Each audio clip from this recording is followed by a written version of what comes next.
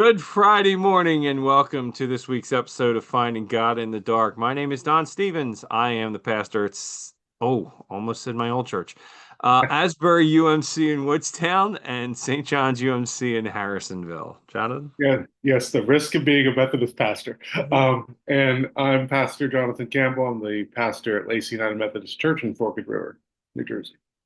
And this week, John and I are talking about the 2014 dystopian sci-fi film Edge of Tomorrow, directed by Doug Liman, who has also directed some of the Bourne films, Bourne Identity, Bourne, some of those. It stars Tom Cruise, Emily Blunt, Bill Paxton, Brendan Gleeson, among others. Um, I'm I'll gush about this film because I really really really enjoy this film. If it was, when it ran sort of the kind of television thing, I see it, I would just leave it on. It's that good a film. It is rated PG-13, and so there's some, kind of cartoony, over the top type of violence, Yeah, the occasional word or innuendo, but mostly it's not, other than some theming that, about, death and that sort of thing, it's yeah, really not an objectionable film in by any stretch. Um, I wanted to mention this. It's based on the Japanese novella and manga, which is, if you're familiar with manga, is black and white, Japanese black and white comic books. okay. And it's called All You Need Is Kill. I love this story so much. I've just recently put that manga on my Amazon wish list. So, Okay, there you go. um, and apparently the story and the manga are, the ending is different. So Okay. they changed the ending of the 2014 film to make it more of a happy ending. It's a It's lot more of a downer in the it's an in American movie, so we have to we we love Americans love happy endings. we do. We don't, and sad endings don't sit well with us, so I get No. that. But you're let me hear what you thought about it, because obviously I like the movie. So Yeah, no, I think it's a great movie. You especially when you consider all the work you had to do to shoot the same scenes over and over again, but have them from a different point of view, or have his, like, every time he reacts differently, they have to shoot all that scene again and be in the same location again. And, and they have to work the dynamics just, and so you recognize the craft of that, right? The yeah, kind of the anal retentiveness of that work, right? that's a Um, good way to look at it. which I do not have that skill set. This would not be a movie I could pull off. Um, but yeah, I think in terms of what we do here, thinking about it theologically, I think to me there's some interesting dynamics about how you grow into a better person, Yeah. you know, and how that's really driven by, for this character, but I would think for most people, it's driven by something outside of yourself. So Hardship yeah, yeah, yeah, struggle. he the what's it, Cage, the Tom Cruise's character is very self-centered, very focused on himself at the beginning of this movie. Prideful, Um, boastful. yeah, Yeah, and and pretty much a coward.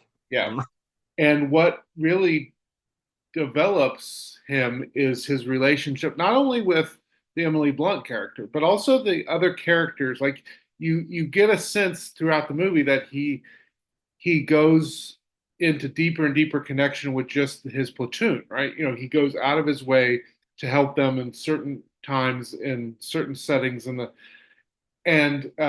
that's the first place to start. I do have an interesting curveball, but let's start with that conversation first. So well, and it's one of those things that I enjoy in any movie, yeah, is there is a very solid character arc here. yeah, Um, Cage is he's a coward at the yeah, beginning of the film, yeah, and by the end of the film, he is easily the bravest person on the battlefield. yeah, there's a quote in there from Sergeant Farrell, which is Bill Paxton's character. Yeah, He says, "There is no courage without fear." yeah, Yeah, I think, you've lived a few years. We all understand that one, that, we talk about courage is a lack of fear. No, courage is moving forward with what has to be done in the face of fear. yeah, You can't be courageous without feeling some fear, yeah. you No, know, and definitely. I think and that's and that's fair. very, very evident in the Cage character. Um, and we never really get to see just how many times he died, but the inference is it's been hundreds or thousands of times Yeah, that yeah, he's had to die to learn all of this and move forward each time. yeah. It's basically a war version of Groundhog Day, if that helps people Exactly. understand. It is exactly that. Yeah. And you get to see the same kind of personal development, Yeah. um, which I think is interesting. Both movies chose to have a period of time where the main character kind of loses faith and doesn't really care, and then they grow past that. So it's kind of Yeah. this idea that looking at the inevitable pain of life, you have to kind of step through a period of kind of being alienated, and then it's about growing past that. It's about recognizing there's something past that. Yeah, yeah, almost. And that period, you're right. I mean, in both films, that period it's almost like a depression, right? Yeah. It's like an acceptance of, well, this is just I can't change it. No matter what I do, I can't fix it, and so I'm just gonna check out. Mhm. Which in Groundhog Day, he literally does check out, right? He commits suicide over and over in a bunch of different ways. Yeah. In this, Cage just abandons the mission and goes to London and Yeah. parks himself on a bar stool in a bar, and he's drinking, and the invasion comes to him. Yeah. you know but it's the same idea, yeah, that kind of, and like I said, it's almost a depression, which, I mean, we could go on a whole discussion about that. I'd have to bring my wife in on that one because she's a professional counselor, but so she could speak authoritatively on it much Yeah. more than I can. Tell us about depression. Go. Yeah. I'm not, let's have a lively conversation about depression. Yes. Yeah. Anyway, so yeah, I mean, you're right. But it's all part of this entire growth arc for the Cage character, right? Yeah, I mean, in terms of how theologians, pastors talk about it, is it's an arc of sanctification, right? We see him being sanctified. Right. You see him becoming more. I know Christianity isn't in this, but we see him becoming more Christ-like. And a way to frame that is, I think, a good way to understand what it means to say that we're called to be more Christ-like is that we're called to be more human, because the theological underpinnings, I think, of Christianity is this idea that Jesus offers us a glimpse about what it means to be truly human and what it means to be truly in community. That's what the church's job is, to show this ideal of community and then help people kind of move toward it. And so, we get to see him become a better human being, more what we would want out of a person. And so we get to see his sanctification arc. We get to see him grow. Yeah, even and when you say Christ-like, I mean even to the point of sacrificing himself at the end of the film. Yeah, Now, again, I'm not going to play spoiler alert with a 10-year-old movie. sure. Okay. If you haven't seen it yet, Spoiler go alert! see it. Spoiler But he does sacrifice himself and then he survives, Well, what's you interesting, if know. you notice the very end of the movie, there's two choices for him and for the Emily Blunt character. There's two things that need to be done, and one is much less likely to uh, is much more likely to lead to death. Two of them are probably going to Both of them are probably going to die, but one thing, there's just no chance to get out of it. And he originally picks the worst odds for himself. Mhm. And she goes, no, you need to do this other thing. And that's kind of the end, kind of the bow on his growth, right? Is you go from a character that did everything he could to avoid dying to choosing the least likely path that leads to life that, Mhm. at the end of the movie. Yeah. Yeah. Yeah, really, I think I'm hard pressed to find, like, I read a lot of I go to IMDb to get a lot of the information that I have on a film. And, that also includes like quotes and trivia and, goofs in the film and stuff. And I read a lot of that stuff, a lot more on this film than I do on most films. Mhm. And to me, none of even like the goofs or any of that take away from the film. I think the film comes very close to really, at least in modern days, to almost perfect movie making. Mhm. It's yes, it's a little over the top, but I Yeah. mean it. And what one of the things it does really well, and I'm getting more into the film, kind of the cinema side of this, right? But one of the things it does really well is tone shift, right? It's a war movie, but then there's humor in it, but then there's emotion in it, but then there's sort of this bleak, there's no way out kind of, and it kind of touches on all these different tones, which now I'll bring it back. Okay, that is the human experience. Yeah. You know, and that is, like you said, is what we're called to be Yeah. more fully human, more fully Christ-like, because we don't understand that whole paradox of Jesus being fully God and fully man, but fully Yeah. man, we got that part. Yeah. And so I think that's where this film really hits its stride. Mhm. You wanted to talk about something else, though. Well, actually, there's two things, but Oh, I'll start with the minor thing, and then I want to throw you a curveball. okay. So I did think it was interesting, especially because I've been the last 5 years or so, I've been very interested in helping congregations get reconnected with communion. The church I serve now, we do weekly communion. We work to weekly communion, and I really teach a lot about kind of our Methodist theology about the real presence, all that Jesus is really here when when Right. we eat this and drink this. And so I thought it was interesting. There was a line in the movie that was essentially, basically, we boiled down and said the power of blood. And I thought it was interesting to have that kind of line. It was almost out of that famous hymn where it goes, there's power in the blood, Power like in the blood. All right, right. and so it made me think about that, about how, as Protestants, as Methodists, we can claim kind of the centrality of the Eucharist and the centrality of the Lord's table at our worship. And Hmm. it's something I'm really passionate about helping churches realize that we're missing out when we don't have communion each week, because we get to be given this divine gift at the table.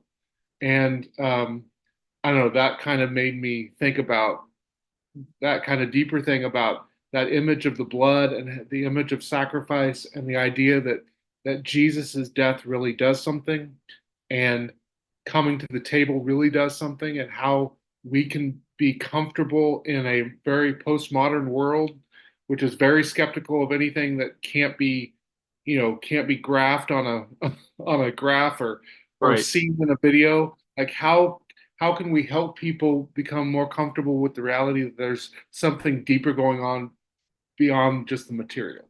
This is why our document of understanding about communion is called this holy mystery, right? And that is a theme that runs really straight through the film, this idea, because what gives Cage the power to reset the day Okay. is being bathed in the Yeah. blood of Having the this blood in alien, him. Yeah. right? Yeah. And then what takes it away is getting a transfusion of human blood. Yeah. So it's, yeah, that's a very, very clear, almost over the top, Yeah. in your face kind of thing, Yeah. which probably a lot of church folks even church folks would miss. Yeah. So that's an important one to note. All right, what's the curveball? Okay. I'm wondering if there's a way to read this movie as an anti-war movie. Okay. Because especially this scene really at the end, feel like there's different aspects of it throughout. This idea of them being kind of cannon fodder, and you know it gets harder and harder for him to deal with that as he gets to know these individuals as people. Right, it gets bigger and bigger for him. But the last scene with the general, but I can't remember what the general's name is. Let me see if I have it. General uh, Brigham. Yeah, He, Brendan Gleeson's character. yeah, Brendan Yeah. Gleeson. He meets it. They meet at the very end. Basically, there's probably 20 minutes left in the movie, and he gets frustrated with him, and he's like, "We've been here," and I think he said, "We've been here hundreds of times, and you never accept the fact that you're going to lose. You never accept the fact that these people, there's just going to be a wholesale slaughter of your forces. You don't care and you don't pay attention to it." And I just thought that was really powerful, kind of this kind of look at sometimes that the structure of the military sometimes can forget that these are actual individuals and that they individually matter, and that war has a tendency, we have a tendency to distance ourselves from the reality of war and treat it just like pieces on a chessboard instead of human beings. And I feel like that was a deep criticism in the movie. And I just wondered, it's not a straightforward anti-war movie, but I thought it was interesting. There was clearly at least deep skepticism of the military industrial complex in the movie. Well, I think on a certain level you could apply that to almost any war movie as Yeah, being anti, at least if it's a war movie that takes the personal toll yeah, seriously, yeah, right? I mean, there's a lot of the older war movies, there's no blood, there's no gore, there's no, and it's just the good guys win. And okay, I get it. That's not, you couldn't really apply it there. yeah, Like I'm thinking, what was the one, the Dirty Dozen? I think I yeah, watched not too long ago. yeah. That's a pretty generic good guys win type of movie, right? Um, but any modern film, Mhm. think like Saving Private Ryan or well, what was that Mel Gibson one? We Were Soldiers, and films like that. You could take any of those. They don't have to be overtly anti-war to really have that message. I mean, because you look and you go, this was pointless, Yeah, right? The other side of that coin, at least with this film, is it's not humans fighting humans. yeah, We're not fighting each other. This is a battle for survival. yes. So, yeah, I see what you're saying. At And least I felt like, particularly when you look at it, like you said, from the general's point of view, yeah. because he is only moving pieces around the chessboard. Yeah, I feel one time I can't remember who said it, but there was real deep pushback in the movie. Someone said it's just war, and there was kind of deep pushback to that idea that something deeper is going on here. People matter. This is something bigger than just this fight. Yeah. And I don't know. I thought it was interesting because again, in a movie that most people went to as a popcorn movie, right? It's It's definitely a popcorn movie. Tom Cruise. There's going to be some great actions. He's going to do something stupid stunt wise. I'm just going to go watch. That's Right, why right. most people go to Tom Cruise It's movies. Mission Impossible with aliens, right? Yeah, and I thought it was just interesting because there's this deep elements here of wondering if war makes sense, wondering if the people that are in charge of war actually take the toll seriously. And those are things you don't expect in a popcorn movie. They're just not, you know. Yeah, I'm with you on that. I think but we could do that with a lot of popular films. I think we I can yeah. make some applications that we might not see on the surface. Well, I think what's interesting about this movie is it clearly was I mean, clearly the studio funded this for to make money. Like they funded it to be a blockbuster. Yeah, Yeah. yeah. And And yet, it didn't. It yeah, it it kind of flopped in the yeah, box office. It's become more popular on video and streaming than it ever was interesting. in the in theaters. And yet, what I think is really interesting about it is I don't feel like a lot of movies that are kind of aimed in that kind of popular audience, kind of popcorny, wants to go deep into issues. And I feel like this movie really goes in deep into personal issues, has some really interesting insights into how people personally grow, has different, I think, interesting insights around war. And I feel like you don't see that a lot in a popcorn movie. You'll see it a lot in a movie that's trying to get Oscar but in a movie that most people are coming to, bringing their kids because this is a movie they've been waiting for 2 months. You Is know, this our moment to rag on the Avengers films again? well, I mean, what's interesting is the best adventure films are the ones that choose to do that, right? The ones that really resonate, I think, long term, the ones that now people talk about.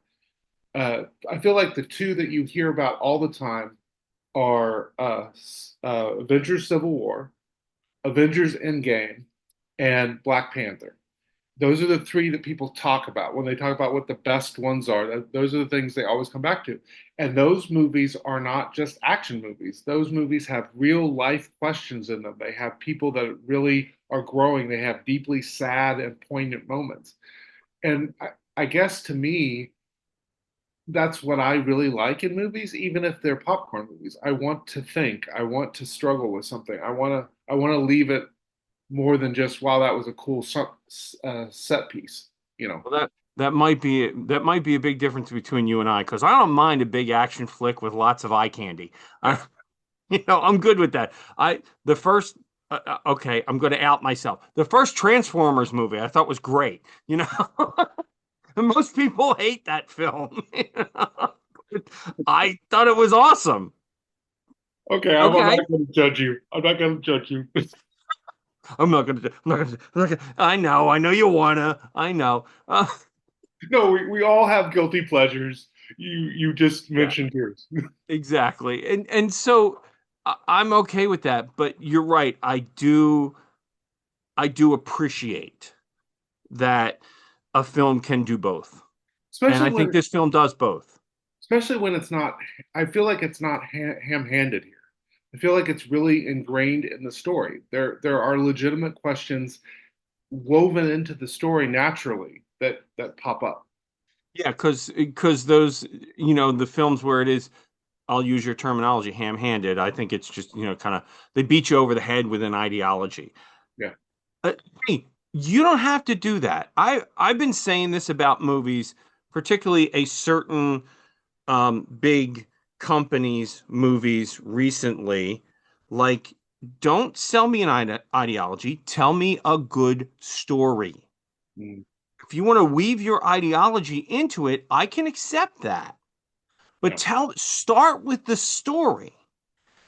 And this film has the story. It has the character arc. It has the emotional connection and I think it's really interesting to watch sort of the romantic, not really romantic development between Cage and Blunt, between Cage and Vertasky, right? Because for her, she's known this guy less than a day, Yeah.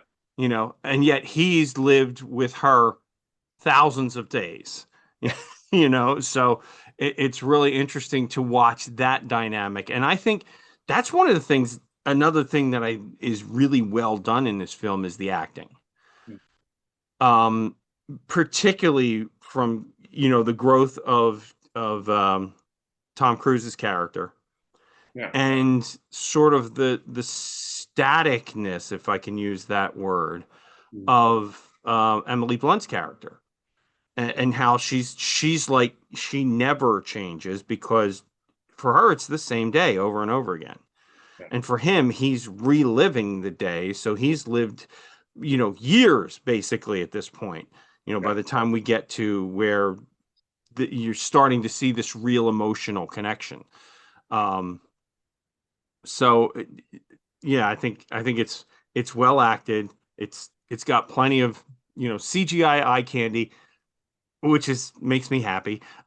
Um, and yeah, and well done with these sort of undercurrent ideas, which I'm going to attribute some of that to the source material, Mhm. right? Because a lot of people I've read about the books. I haven't read the manga, the comic Yeah. book, but a lot of people have said, it's basically the same story, but so the characters are just Americanized. Yeah. But it's kind of the same story, and so a lot of that is there in the original. And it works out that way with a lot of when the United States adapts Japanese material. Yeah. A lot of people look at anime, Japanese animation, and manga, which Japanese comic books, as kid stuff, and a lot of it really isn't. A lot of it is written for adults.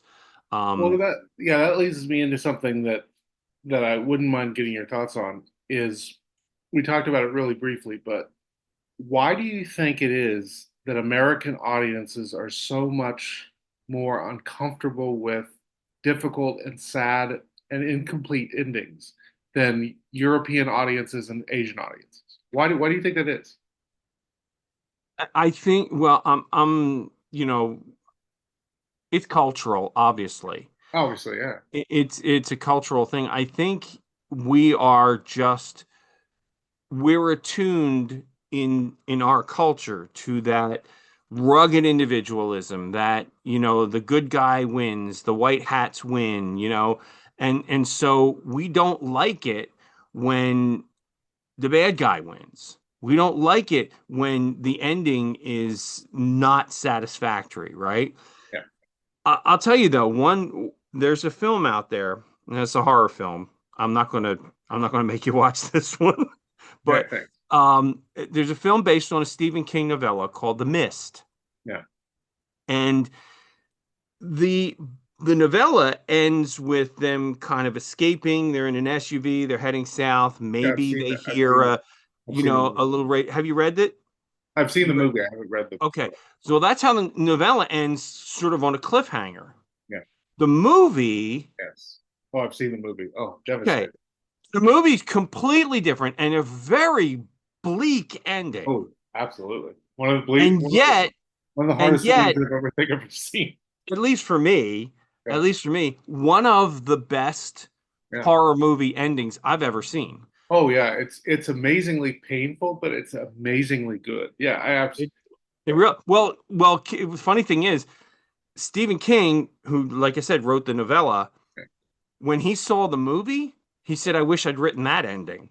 Yeah, So, it's interesting. Yeah, I so just yeah, I I think it is. It is cultural, but it is that rugged individualism. It's that, that we want the good guys to win.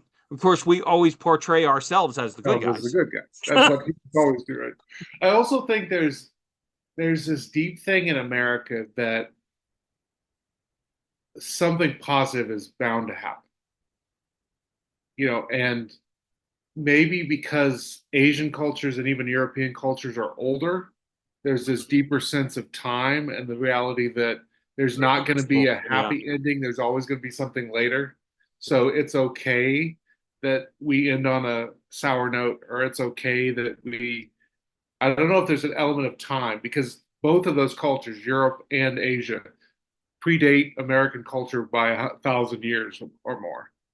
So I don't wonder if sometimes it's in terms of distance of time, maybe that there's an element to that. That's very possible. I mean, we always see a lot of cultural stuff where the United States is a few years behind things that happen in Europe Yeah, and England, etc. So yeah, sure, that's a possibility, I guess. You know, and again, I think it's also just being, we were a colony. We learned to, get by on our own, and yeah, again, we're the good guys. yeah, You yeah. know. We may Yeah. not always be the good guys, but we always put ourselves in the role of the good guys. Uh, so, anyway, final thought on Edge of Tomorrow. Again, I will gush about this film. I love this I film. I think it's what I would encourage people to do is see it to watch the craft, but also take some time to really think about the deep themes that are there because there are some really deep themes. Agree with you. Agree with you. So let's talk about next week. Okay, Um, so I came to this party late, so I did not know the rules you and Evan set up when you did it. So can I ask you the a rules couple are out things? the window. We can do Okay, whatever we want. okay. So would you be willing to? It's going to be more time commitment because it's a 6 episode documentary. So Okay. it's about 5.5 hours probably total. Mm-hmm. Mr. McMahon. It's about Oh, the one on Netflix. it just dropped on Netflix. I watched it literally in the first 2 days. I would love your thoughts. I would love to talk about it from a Christian Now, perspective. do you propose that knowing that I am something of a professional wrestling fan as well? I figured you were roughly the same age. I know you're a little older, but I feel like we were in the sweet spot of the NWO and the kind of Monday Night Wars. So I feel like probably most men our age watch some wrestling at some point. Uh, oh, well, that was entertaining TV for its time. Oh yeah, So absolutely.